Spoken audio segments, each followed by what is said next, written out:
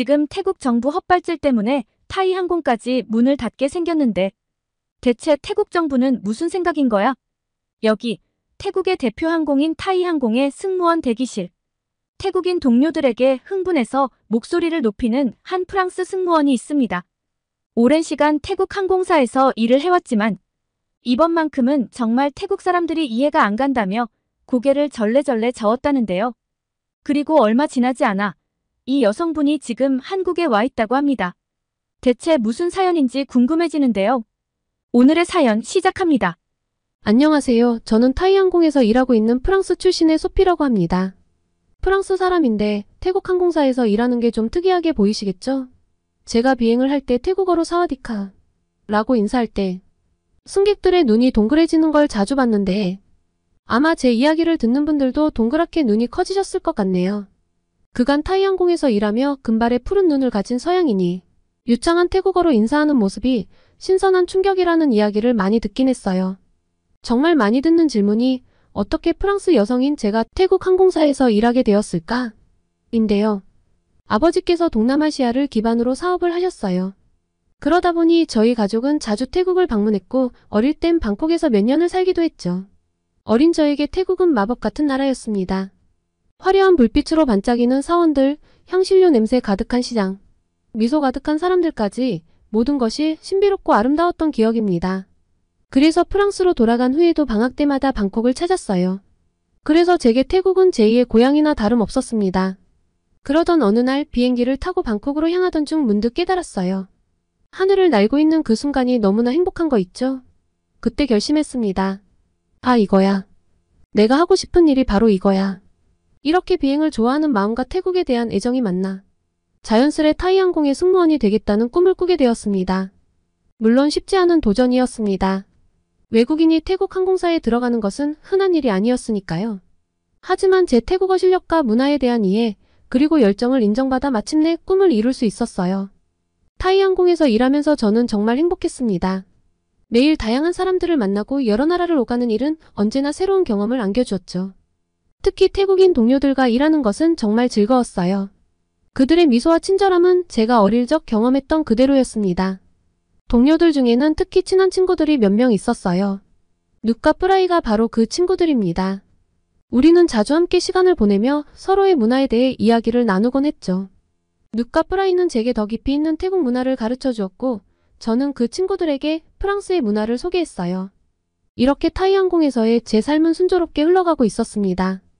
하지만 최근 들어 뭔가 분위기가 달라지기 시작했어요. 최근 몇 달 사이 눕과 뿌라이의 SNS에서 이상한 변화를 느끼기 시작했습니다. 벤코리아라는 해시태그가 자주 보이기 시작한 거죠. 처음에는 뭔가 일이 있었나 보다 하고 그냥 넘겼어요. 하지만 점점 더 자주 보이는 그 해시태그와 함께 한국을 비난하는 글들이 눈에 띄기 시작했어요. 한국 사람들은 우리를 무시해. 다시는 한국 여행 가지 말자. 한국 제품 불매운동 시작이다. 이런 글들을 보며 저는 혼란스러웠습니다. 얼마 전까지만 해도 한국 아이돌을 열광적으로 좋아하고 한국 화장품을 찬양하던 눕과 뿌라이가 왜 갑자기 이렇게 변한 걸까요? 한국행 비행기를 탈 때마다 쇼핑을 엄청나게 해오고 한국에 별 관심이 없는 제게 한국 화장품을 선물까지 했던 애들인데 무슨 일이 있었던 걸까? 궁금증과 함께 SNS에서 끊임없이 올라오는 정제되지 않는 표현은 미간이 절로 찌푸려졌습니다. 한국이 역겹다라든가 한국 사람들은 모두 미개하다처럼 난데없이 증오를 표출하는 이런 게시글들은 친해도 불편했어요. 더 이상 참을 수 없어 누색에 물어보았어요. 왜 갑자기 한국을 싫어하는 거야? 무슨 일 있었어? 누의 표정이 어두워지는 걸 보며 뭔가 심각한 일이 있었음을 직감했죠. 누은 한숨을 쉬며 대답했습니다. 소피, 너는 이 일에 관심이 없었구나. 하기사 너는 프랑스인이니까. 요즘 한국에서 태국 사람들 입국을 막고 있어. 많은 사람들이 여행을 가려다 입국을 거부당하고 돌아오는 차별적인 일이 발생하고 있거든. 한국이 우리나라 사람들을 이렇게 무시하는 게 너무 화가 나고 억울해. 누은 계속해서 설명했어요. 내 친구 중 한 명은 좋아하는 K-팝 그룹의 팬사인회에 가려고 한국에 갔다가 입국을 거부당했대. 팬사인회 입장권이랑 귀국 항공권, 심지어 그룹의 앨범까지 보여줬는데도 불법 체류자 취급을 했다고 하더라고. 결국 공항에서 바로 태국으로 돌아올 수밖에 없었대. 이야기를 들으면서 저는 충격을 받았어요. 한국이 그렇게 차별적인 국가라고? 그건 좀 아니잖아요. 누순 계속해서 다른 사례들도 말해주었습니다. 회사 동료들과 함께 갔는데 혼자만 성이 달랐다는 이유로 입국을 거부당한 경우, 공무원 신분증까지 있었지만 인정해주지 않은 경우, 심지어 가져온 돈이 너무 많다며 의심받은 경우도 있었다고 해요. 그래서 우리가 벤코리아 운동을 하는 거야, 누시 말했어요. 한국에 가고 싶어도 이런 취급을 받을 바에야 차라리 다른 나라로 여행을 가는 게 낫지 않겠어? 우리를 싸잡아 불법 체류자로 취급하는 나라는 다시는 가지 않을 거야. 그 말을 듣는 순간 제 마음속에 복잡한 감정이 일었어요. 더 자세한 이야기를 들어보고 싶었지만 그때 비행 준비를 알리는 방송이 나왔습니다. 누과 저는 서로 눈빛을 교환하며 자리로 돌아갔어요. 이 이야기는 나중에 꼭 다시 들어봐야겠다고 생각하며 저는 승객들을 맞이할 준비를 했습니다. 여느 때와 다름없이 비행을 마치고 현지 호텔에 투숙한 저는 뉴스를 틀었습니다. 그런데 놀랍게도 프랑스 TV에서도 벤코리아 운동에 대한 보도가 나오고 있었어요. 꽤나 상세히 보도하는 걸 보며 단순히 제 친구들만의 이야기나 태국인 일부에 대한 이야기는 아니라는 걸 깨달았죠. 뉴스에서는 태국 SNS에서 한국 여행 금지 해시태그가 검색어 1위를 차지했다고 보도하고 있었습니다. 이 해시태그로 검색해보니 정말 많은 태국인들이 한국 입국 거부 경험을 공유하고 있었어요.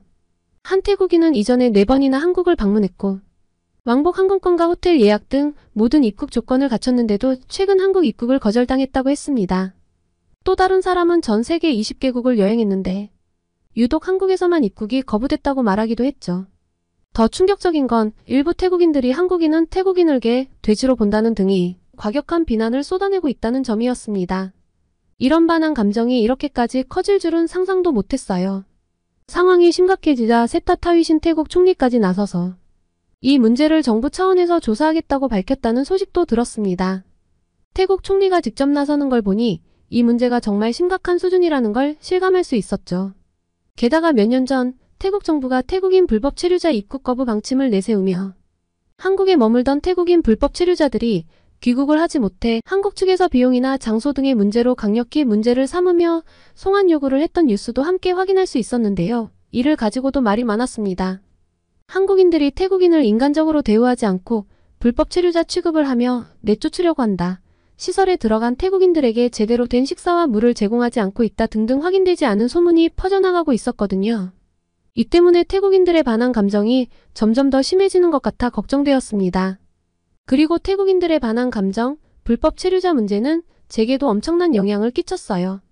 더 정확하게는 타이항공에 영향을 줬다고 표현을 해야겠네요. 우선 한국발 비행기에 탑승하는 승객 수가 눈에 띄게 줄어들기 시작했어요. 예전에는 항상 만석이었던 한국행 비행기였는데 태국인들은 거의 찾아볼 수 없었고 태국으로 여행을 오던 한국인들의 수도 눈에 띄게 줄어들었습니다. 대신 중국을 오가는 비행기는 넘쳐나는 승객들로 북적거렸죠. 소피, 이번 주 한국행 비행기 승객 수 봤어? 동료 누시 휴게실에서 커피를 마시며 물었습니다. 저는 고개를 끄덕였어요. 응, 정말 걱정되더라. 이래서야 노선 유지가 가능할까? 들리는 소문으로는 한국행 노선을 줄이고 중국행을 늘릴 거래. 벤코리아 운동 여파도 있고 한국인들을 보복성으로 태국에서 입국 금지하는 경우도 있어서 한국에서 태국을 이제 더 이상 선호하지 않는다더라고. 그래서 중국 관광객들을 최대한 데려오려나 봐. 프라이가 끼어들었습니다.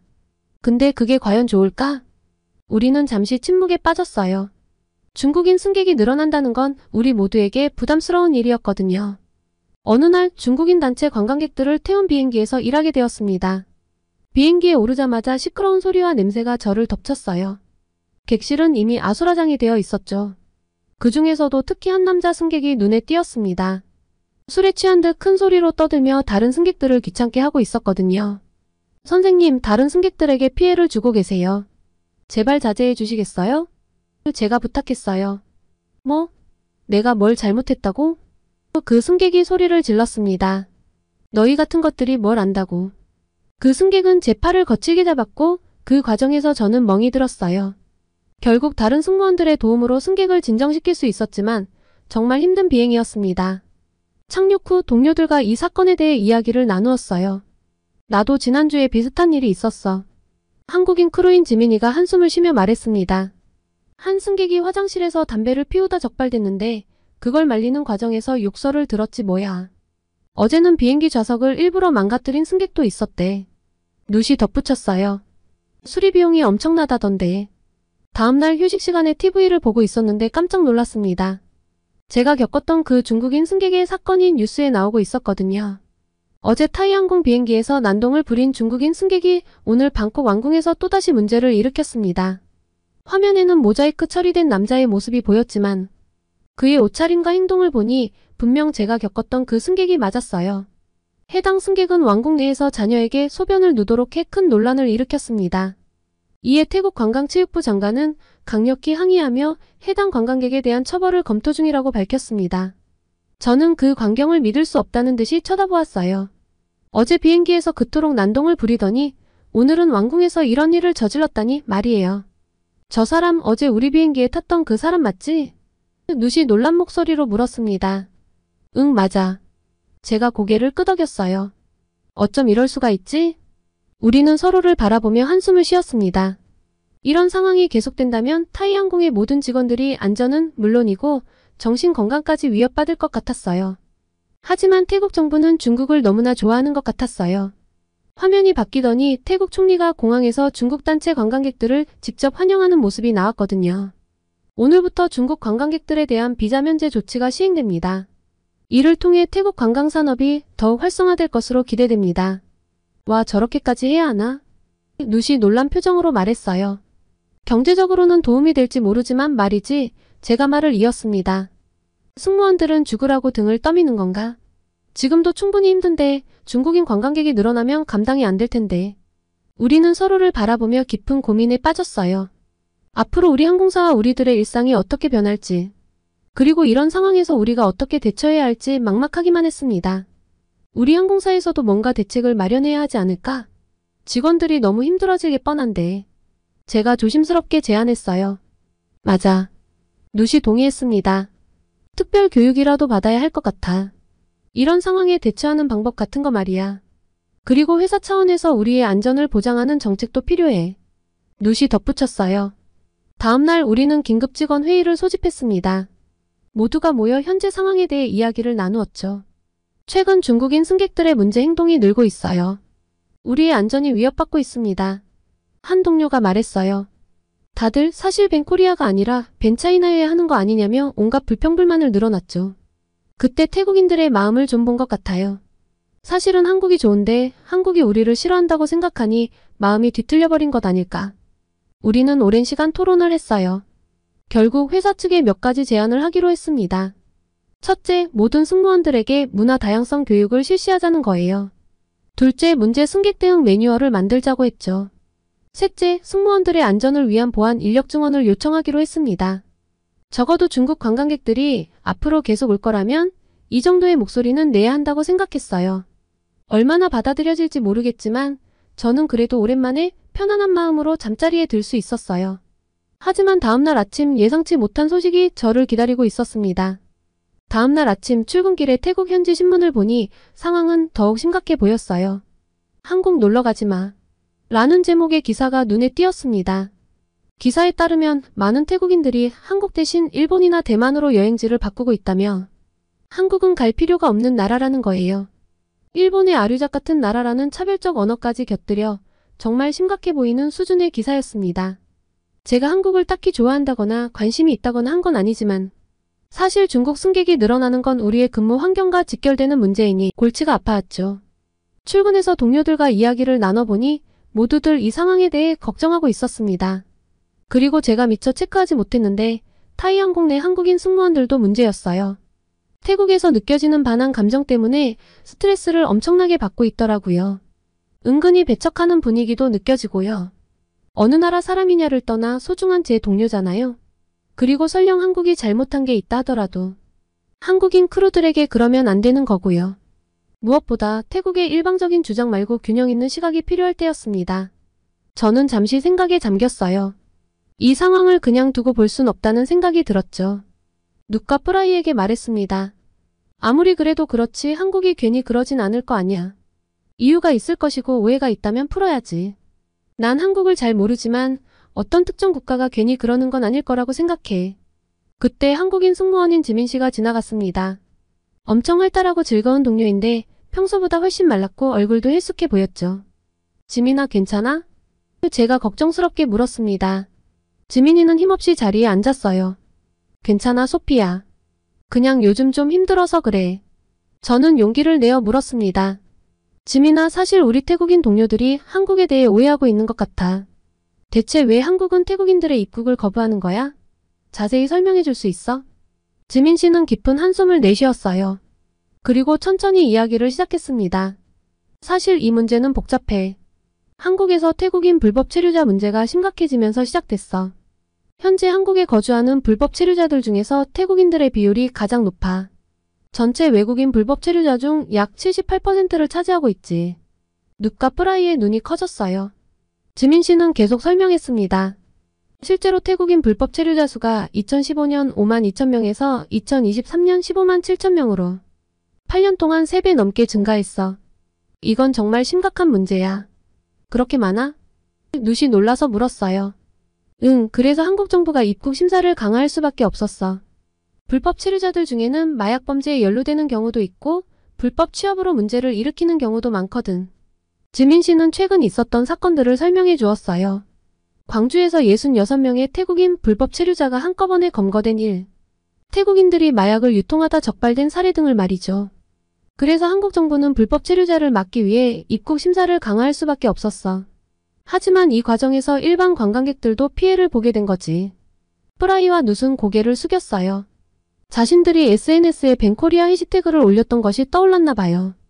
우리가 잘못 알고 있었네. 프라이가 부끄러운 듯 말했어요. 정말 미안해, 지민아. 맞아. 우리가 한국의 입장을 전혀 이해하지 못했어. 눕도 덧붙였습니다. 지민 씨는 약하게 미소 지었어요. 괜찮아.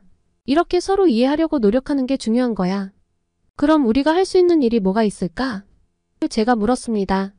우선 우리부터 이 상황을 제대로 이해하고 주변 사람들에게 알리는 게 중요할 것 같아 지민 씨가 말했어요. 그리고 우리 항공사에서도 이런 문제에 대해 어떤 입장을 가져야 할지 논의해봐야 할 것 같고. 우리는 모두 고개를 끄덕였어요. 이 복잡한 상황 속에서도 서로를 이해하려는 노력이 얼마나 중요한지 깨달은 순간이었죠. 지민이와의 대화 이후 우리 팀 내에서 한국에 대한 이해가 깊어졌어요. 다들 한국에 대한 일방적인 비난은 하지 않기로 했고 이러한 자정작용이 주변인으로 퍼져나갈 수 있게 좋은 영향력을 끼치자고 했습니다. 적어도 타이항공의 승무원들이 차별적인 시각으로 왜곡된 시선으로 이번 사태를 바라보지 말기로 했어요. 그리고 한국 출신 크루들과 함께 한국 문화에 대해 더 배우기 시작했어요. 한국에는 큰 관심이 없었는데 저는 처음으로 한국을 자세히 알기 시작했습니다. 그리고 점점 한국에 대한 관심이 커지면서 저는 한 번도 가보지 않은 한국을 직접 경험해보고 싶다는 생각이 들었습니다. 그런데 낯선 나라라 혼자 오래 여행을 하는 건 조금 부담스러워서 타이항공의 유명한 한국통인 마리아와 함께 가기로 했어요. 마리아는 이탈리아 출신인데 누구나 인정하는 케이팝 팬입니다. 비행으로 한국에 가면 그 짧은 시간에도 꼭 지하철을 타고 도심지에 가서 이것저것 쇼핑을 해오는 친구예요. 그 친구랑 함께라면 가이드가 따로 필요 없을 거란 생각이 들었죠. 마리아는 제 제안에 뜰 듯이 기뻐하더라고요. 자기가 한국을 제대로 보여주겠다며 짐만 싸라고 했죠. 저도 은근히 기대가 되었습니다. 그리고 드디어 출발하는 날 우리는 방콕에서 서울로 가는 비행기에 탑승했습니다. 설레는 마음으로 좌석에 앉았는데 옆자리에 한국인 남자 승객이 앉았어요. 처음엔 별 신경을 쓰지 않았는데 비행기가 이륙하고 얼마 지나지 않아 갑자기 심한 복통이 왔습니다. 아마도 아침에 먹은 것 때문에 체한 것 같았어요. 아침에 조금 늦잠을 자서 급하게 뛰어나왔거든요. 약을 요청해서 먹었는데도 도무지 체한 것이 내려가지 않더라고요. 식은땀이 줄줄 나기 시작했습니다. 이런 제가 좀 이상해 보였나 봐요. 괜찮으세요? 옆자리에 한국인 남자 승객이 물었습니다. 그의 목소리에는 진심 어린 걱정이 묻어 있었어요. 저는 괜찮다고 하려 했지만 갑자기 더 심한 통증이 밀려왔어요. 아, 죄송해요. 조금 체해서 신경 쓰이게 해서 죄송해요. 그 순간 그 승객이 무언가를 꺼내더니 제게 건넸습니다. 이거 드세요. 한국의 전통적인 소화제예요. 체했을 때 아주 효과가 좋아요. 저는 망설이면서도 그가 건넨 소화제를 받아들었어요. 정말 감사합니다. 그런데 이걸 먹어도 괜찮을까요? 그가 따뜻하게 미소 지으며 말했습니다. 걱정 마세요.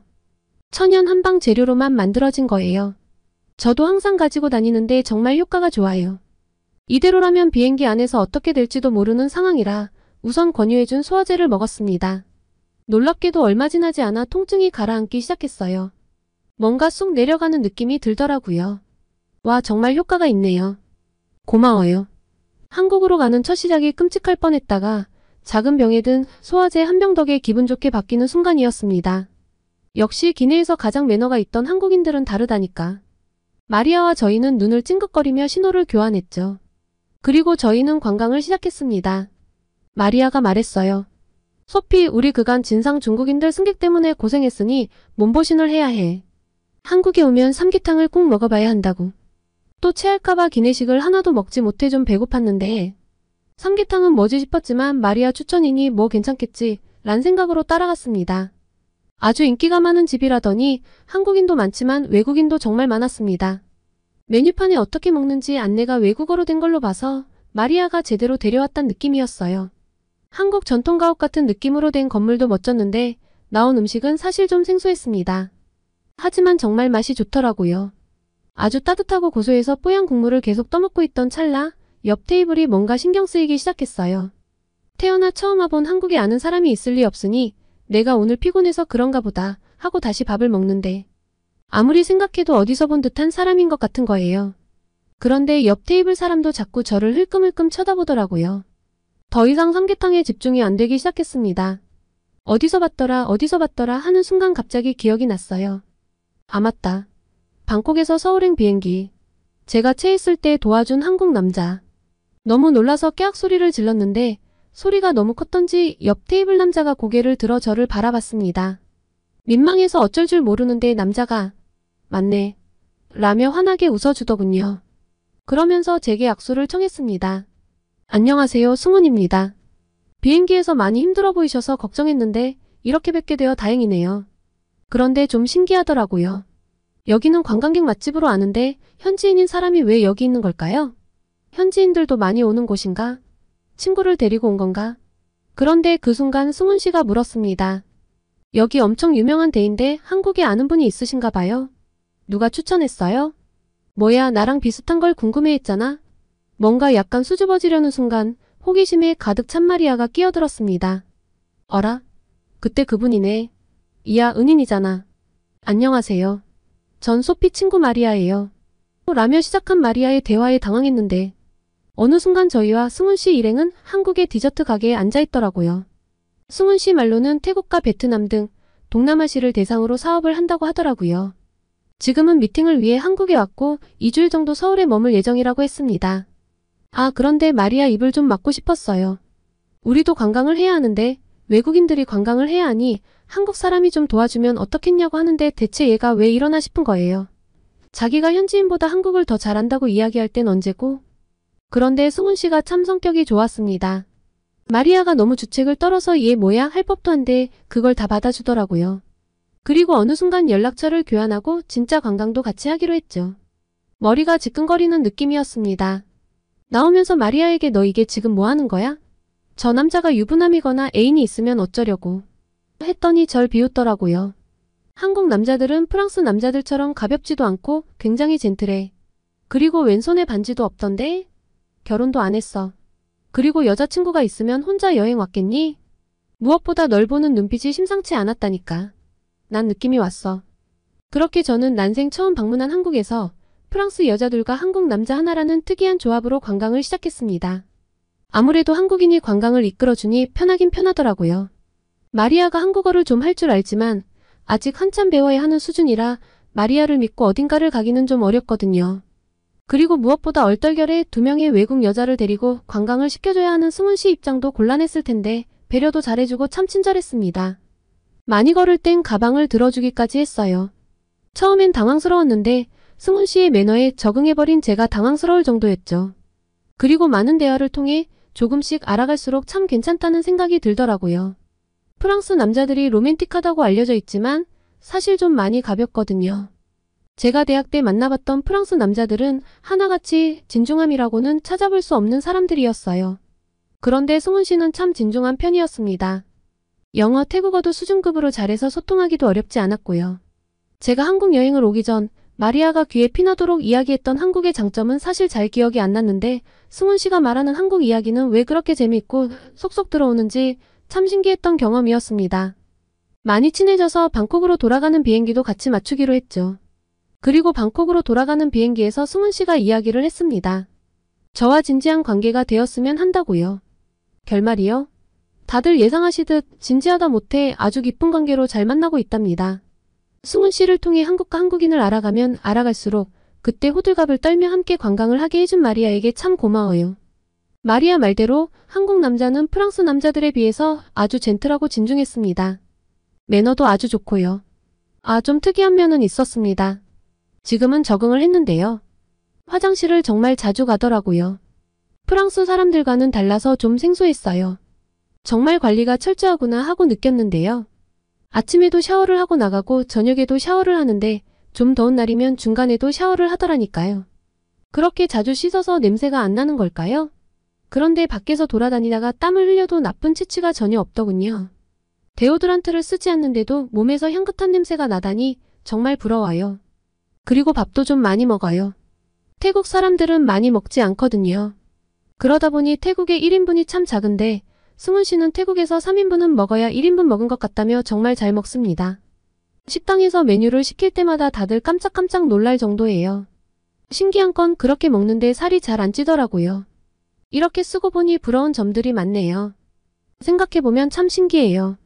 한국에 별 관심이 없던 제가 벤코리아 운동을 계기로 한국에 대해 잘 알게 되고 한국에 여행을 오고 비행기에서 체하는 바람에 승훈 씨가 제 얼굴을 제대로 기억할 수 있었고 서울의 삼계탕집에서 만난 승훈 씨까지 꼭 드라마 같지 않나요? 이렇게 좋은 사람을 만나게 된 것에 매사 감사한 요즘입니다. 얼마 전 프로포즈를 받아서 조만간 한국으로 승훈 씨 부모님을 다시 뵈러 갈 예정인데요. 사실 제 첫 한국 관광은 승훈 씨에 대한 기억만 있어서 이번에 가면 한국의 명소를 제대로 둘러볼 예정입니다. 한국 관광을 하면서 또 재미있었던 이야기가 있으면 전하겠습니다. 맞다. 정작 마리아는 한국 남자를 만나고 싶은데 남자친구를 아직 못 만났다고 울상인데 구독자분들 중 좋은 한국 남자가 있으면 소개해 주실 수 있을까요? 한국어도 이제 곧 잘하고 좀 정신없고 수다스러워서 그렇지 애가 착하긴 착하거든요. 좋은 사람 있다면 꼭 추천 부탁드려요.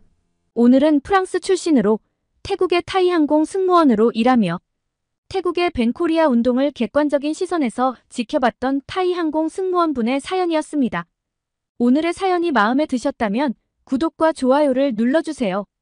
여러분의 구독과 좋아요는 계속해서 좋은 사연을 소개할 수 있는 힘이 됩니다. 이상 감동저장소였습니다.